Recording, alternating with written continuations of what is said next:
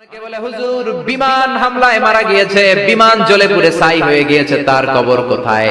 তার আত্মাটা যেখানে আছে ওই জায়গায় প্রশ্ন আছে না নাই? অনেকে বলে হুজুর সাগরের মধ্যে পড়ে মারা গিয়েছে, তিমি মাছ খেয়ে ফেলেছে, তার কোনো অস্তিত্ব নাই, কিন্তু তার রূহটা আছে না নাই? প্রতিটা রূহ সংরক্ষণ করে কে? প্রত্যেকটা আত্মা আল্লাহর কাছে সংরক্ষিত থাকে। প্রতিটা রূহ, প্রতিটা মানুষ মালাকুল মাউতকে দেখতে পায়। আপনিও দেখবেন, আমিও দেখব।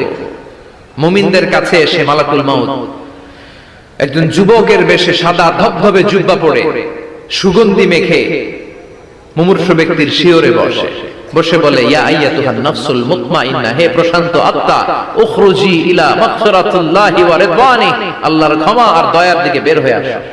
বলা মাত্রই মুমিনের আত্মাটা স্মুথলি বের হয়ে আসে। কাফান মিন আকফানিল জান্নাহ, হানুত মিন হানুতিল জান্নাহ, জান্নাত থেকে আনা সুগন্ধি কাফনের মধ্যে পেঁচিয়ে তিনি রূহটাকে নিয়ে ইল্লিনে চলে যায়। সরাসরি দেখে মালাকুল মাউত। আর যারা ইসলাম বিরোধী, কোরআন বিরোধী, তাদের সামনে এসে মালাকুল মাউত ত্রাস সৃষ্টি করে। আগে ধমক! মালাকুল মাউত এসে কাফের, নাস্তিক, মুশরিকদের সামনে এসে এরকম একটা ত্রাস সৃষ্টি করে, ভয়ে লোকটা কাঁপতে থাকে।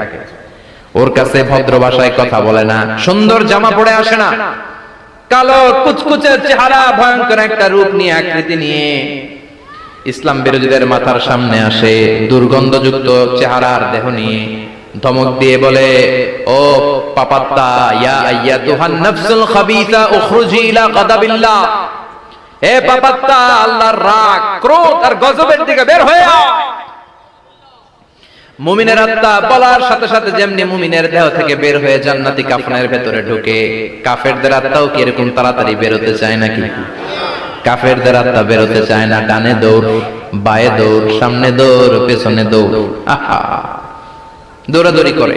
মালাকুল মাউত এটাকে টেনে হিচড়ে, একটা জীবিত ছাগলকে জবেহ না করে, জবাই না করে, তার চামড়া উল্টার দিকে টেনে হিচড়ে বের করলে ছাগলটা যত কষ্ট পায়, এর চেয়ে কমসে কম 70 গুণ বেশি কষ্ট দিয়ে কাফের, মুশরিক আর গাদ্দারদের রূহ কবজ করা হয়।